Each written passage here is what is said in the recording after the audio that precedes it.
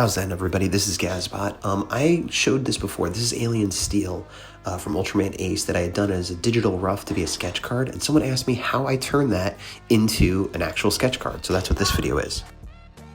So next, after doing the digital rough of the Alien Steel, I printed it out to size, so it's the size of the card, like so.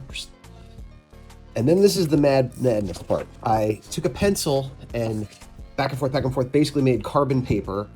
And then what I'll do is I will cut this out and tape it on here. So I cut it out, but I left a little extra so I can fold over and make flaps. So now you can see I've made flaps and I'll put it on the card. So I've taped it on the back using some artist tape.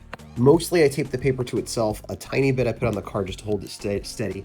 I pre-put my info on the back, which is probably not a good idea, but before I taped it, I double-checked that this is the right alien and everything, and all the information is correct. And so now what I will do, and actually I should have printed this a little bit lighter, a little bit more gray, but I will take a pen or pencil. I'll usually take like a blue or black roller point pen, like a big pen. I don't know if roller point, that's not the right word, is it? Ballpoint pen, not this. And I will essentially trace this, which will put a carbon copy it'll put pencil onto the card.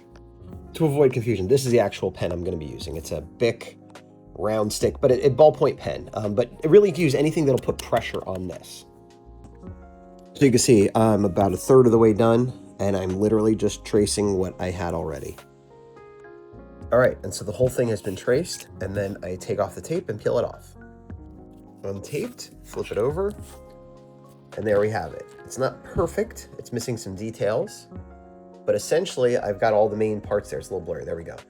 And then I will treat this as though I had drawn the pencil on there, ink it, color it, etc. And we'll see that next. I will also pull up the reference, which I'd used originally to see some details in color. I will also have this up, which was my original sketch, just from other reference. And I usually use microns and brush pens for the inking. In this particular instance, I used a 03 and did most of the outline, and then I'll go in with a lighter line for the inside stuff, and then I'll use a heavier line to put in some shadows. All right, went in with a 005. I did a little bit more 3 inside and then 005, and now I'm using this brush pen to do the blacks. Okay, here we have the inks basically done. I might touch it up again, and I erased. And so I'm gonna go into color, but first, before I go into I use Copics generally speaking, but before that, I have these, which are essentially, they're like off-brand microns, but basic colors. And I'll use these to do some color holds. And in this case, it's gonna be for the red energy around these sort of stoplight things on Alien Steel's head. I also went in with a little bit of orange to make the lines on the visor.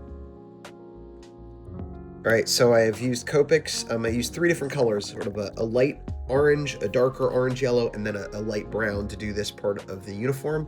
Next, I'll go in with the dark brown, which is almost like a black, as you can see here. All right, and I think I'm done. I used a lot of cool brown here, or like, warm gray with just a little bit of brown. And then when I was done, I used a white colored pencil and this acrylic marker by Flymax. Put some highlights in the light there just to make it look a little bit more shiny, and I put a little bit of edge around them to make them glow out a little bit more, and yeah, I think I'm done.